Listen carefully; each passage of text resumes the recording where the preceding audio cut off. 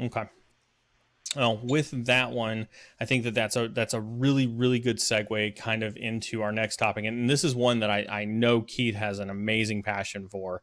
So this hopefully will be a good heated conversation as well. We're going to kind of talk about security awareness. So if we go back to some of the Twitter stuff that we're talking about on the regular, right?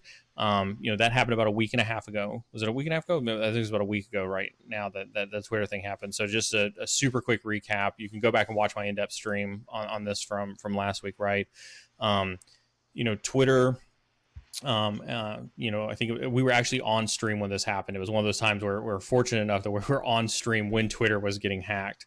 But in the afternoon on Wednesday, about a week and a half ago, several high profile accounts of like, Barack Obama, Joe Biden, Elon Musk, Bill Gates, Jeff Bezos, folks like that, Kanye, a lot of those high profile accounts started to spew a spam message pointing people to a Bitcoin address. Hopefully you can see a theme here, right? How prevalent Bitcoin is in some of these cyber crimes. Ultimately, that ended up netting the attackers, about $120,000 worth of Bitcoin before it got stopped by Twitter.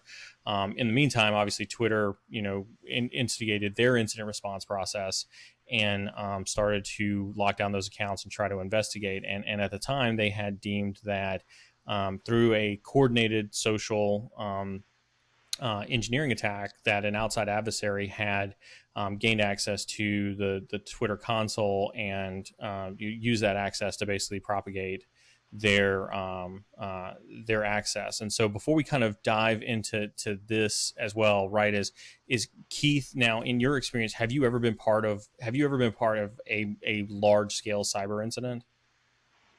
Um, I've been a part of a couple of years. What is most scary about some of those large scale cyber incidents that you've experienced? Like Um, as an incident responder, I can only imagine like what goes through your head when something like that happens. well, keep in mind too that my scope and scale, my perception of a major incident might be different than someone else's. So, but like any type of incident that you deal with, um, you really just you're worried about things untangling and getting out of control to the point where you can't bring it back in. You So know, and I say that on a home network, say that on a corporate network too. so Any type of incident. so what do you is it an adrenaline rush? Is it do you feel kind of like you're under pressure to perform a certain way? Is it fight or flight? Like what is that kind of what's that kind of going through your head and through your mind at that point in time? So for me, how I deal with it or how I've worked with it, and I'm using tabletops here too. Um, Really, just taking a step back and being calm, um, trying to get all the pieces together. And I know that's easier said than done, but that's the best thing you can do is to take a step back and compose yourself. Staying calm, right? Having that calm mentality.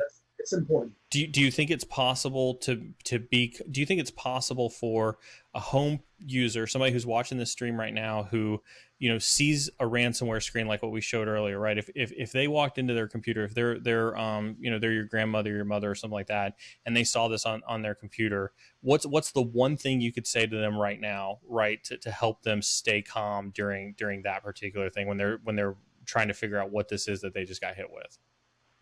Well, I would just tell them you're not the only one that this has happened to.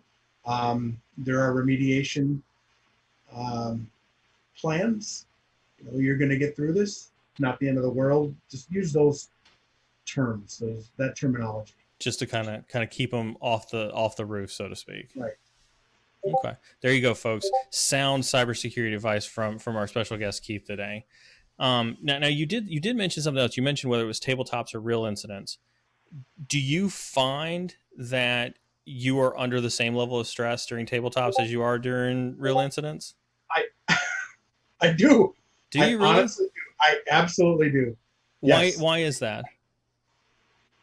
you know what it started out as not wanting to look like an idiot in front of my peers. That's really what drove the tabletops, because I was exposed to them very early in my career when I didn't know anything. Mm. Um, and to this day, you have to put on that hat of, okay, this is a real incident. If you put yourself in that mindset, it's going to be better. You're going to get more out of it. So it's practice how you play. Absolutely. Yeah. You know, if you go into this thinking it's a game and then there's no negative outcome, nothing's going to happen. It's just a tabletop, whatever. Let me just get through this and get my coffee at 9:30, 10 o'clock. Well, yeah, you're not going to get as much out of it. You're not going to feel that pain. You have to feel that pain in order to get that gain. Interesting perspective.